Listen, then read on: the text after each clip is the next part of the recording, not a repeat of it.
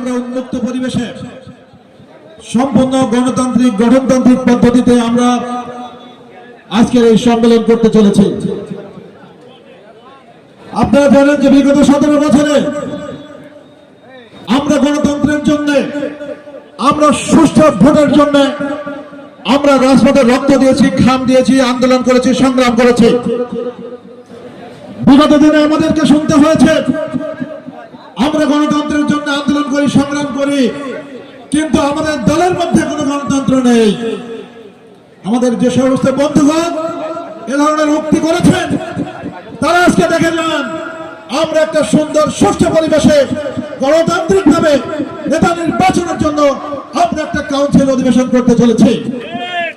এখানে আজকে সভাপতি পদে প্রতিদ্বন্দ্বিতা হচ্ছে, সাধারণ সম্পাদক পদে প্রতিদ্বন্দ্বিতা হচ্ছে এবং সেখানে সাংগঠনিক সম্পাদকে 9 জনের মতো প্রতিদ্বন্দ্বী এখানে প্রতিদ্বন্দ্বিতা করছে।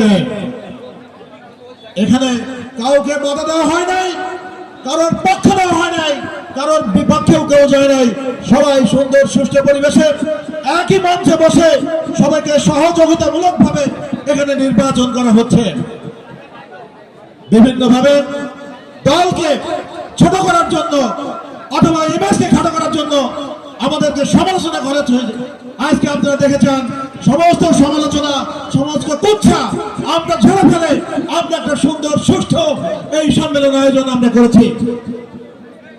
আপনারা জানেন 5ই আগস্টের পালা পরিবর্তনের পরে দেশনেত্রী বেগম খালেদা জিয়া এবং দেশনায়ক জনাব তারেক রহমান বাংলাদেশ জাতীয়তাবাদী দলকে আবার পুনর্গঠনের সিদ্ধান্ত নিয়েছেন।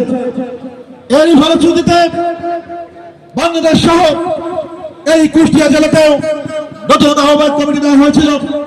আমরা দায়িত্ব পাওয়ার পর থেকে প্রতিটি পাড়া মহল্লা ওয়ার্ড ইউনিয়নে আমরা বাংলাদেশ জাতীয়তাবাদী দলের ত্যাগী পরীক্ষিত কর্মীদের আমরা তালিকাভুক্ত করে তাদেরকে আমরা ভোটার বানিয়েছি এবং তাদের মাধ্যমে আপনারা দেখেছেন এই দৌলতপুরের মতো খুকসা থেকে শুরু করে এই দৌলতপুর পর্যন্ত প্রত্যেকটি পাড়া মহল্লায়, প্রত্যেকটি ওয়ার্ড ইউনিয়নে সম্পূর্ণ গণতান্ত্রিক ভাবে ভোটের মাধ্যমে কমিটি নির্বাচিত হয়েছে এবং তারই ফলশ্রুতিতে এই দৌলতপুরের 14টা ইউনিয়নের প্রত্যেকটা ওয়ার্ড ইউনিয়নে ভোটের মাধ্যমে কমিটি হয়েছে এবং আজকে সর্বশেষ সবার উপস্থিতিতে এবং প্রত্যেকটি ইউনিয়নের যে 51 সদস্য বিশিষ্ট কমিটি ছিল তার সমস্ত ডেলিগেটরা, সমস্ত কাউন্সিলররা এখানে উপস্থিত আছেন এবং তারাই